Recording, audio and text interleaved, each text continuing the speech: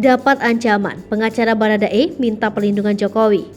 Deolipa Yumara yang merupakan pengacara Baradae memberikan keterangan mengejutkan. Pria berambut gondrong ini mengaku mendapatkan ancaman.